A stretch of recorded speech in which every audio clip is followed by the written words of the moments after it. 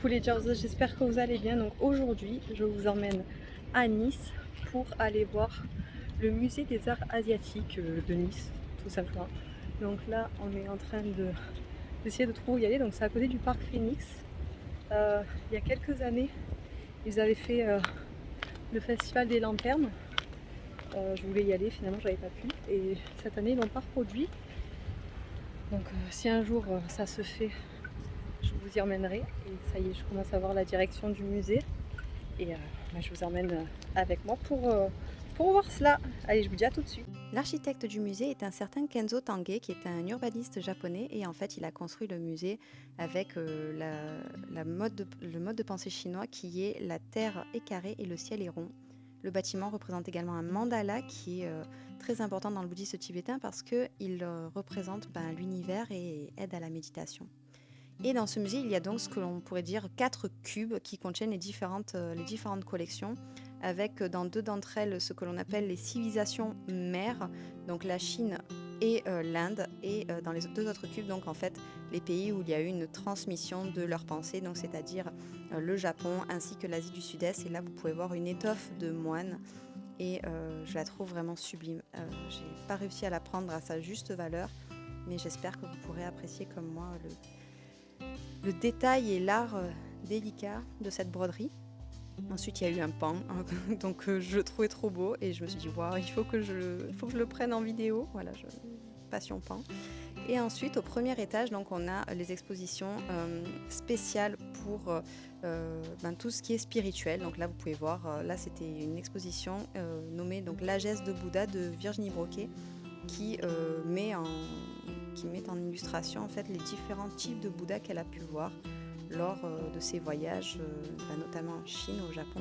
Donc c'était vraiment très inspirant, très reposant, très relaxant, et voilà, je vous souhaite d'aller la voir si vous avez l'occasion. Et coucou les Georges, donc ça y est, on est sorti du musée, ma foi qui était très sympa, surtout l'exposition sur Amgi, je crois qu'on dit en vietnamien. Mais la collection est sympa. Et c'est vrai que c'est une petite collection. Quand on compare à Guimet, bon, c'est bien d'avoir un musée des arts asiatiques à Nice. C'est vrai que quand on compare à Guimet, ça fait un peu petit. Mais voilà, c'était sympa. Il y avait quelques pièces qui étaient quand même sympathiques, hors collection Chine. Donc voilà, et maintenant il est temps d'aller manger. Et on va aller manger à Panda Chine, ça m'avait été recommandé, donc on va voir ce que ça va donner. Panda Chine porte très bien son nom car la décoration est bourrée de pandas. Alors moi j'aime beaucoup les pandas, mais je trouvais que ça faisait quand même assez kitsch. On a pris une salade de concombre qui était plutôt pas mal, mais surtout un malachiango. Voilà, c'est une marmite. Ça faisait longtemps qu'on n'en avait pas mangé, ça nous avait manqué, mais c'était pas assez, donc on a dû prendre un plat d'intestin qui est mon plat préféré. Et coucou les Georges, j'espère que vous allez bien. Donc je termine ce vlog le lendemain parce qu'en fait on a eu un petit accident, donc rien de grave, mais en fait on a embouti la porte arrière gauche et forcément ça ne nous a pas mis en joie. Ça s'est passé avant le resto et donc ça nous a un peu plombé la journée. Mais je voulais revenir sur Panda Chine. En fait, Panda Chine, on me l'avait énoncé comme l'un des meilleurs restaurants chinois de Nice. Donc voilà, c'est pour ça qu'on avait choisi ce restaurant-là. Au début, je voulais aller à Cook Tea, qui est un restaurant de dim sum et de yum cha taïwanais, mais Panda n'avait pas vraiment envie de manger ça à midi.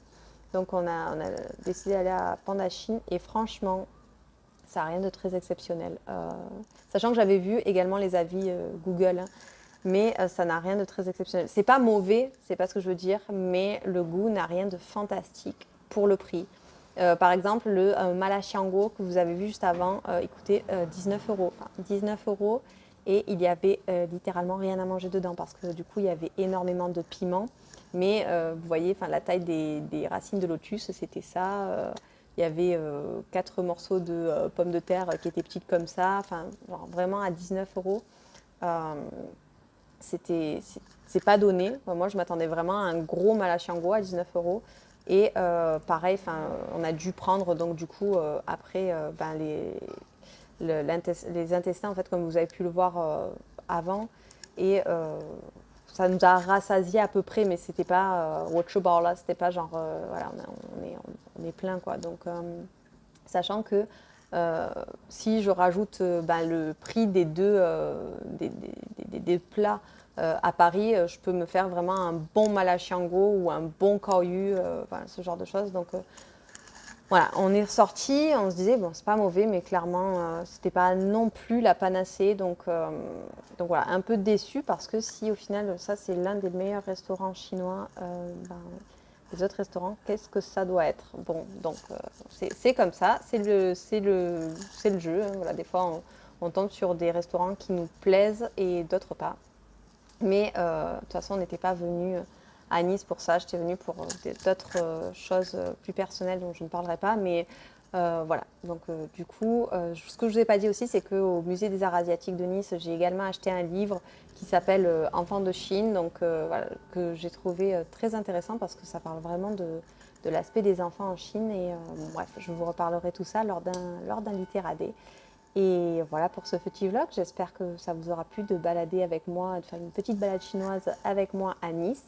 Et voilà, je vous dis à très bientôt pour de nouvelles aventures toujours plus folles. Voilà, bye bye les Jiaozi, à très bientôt.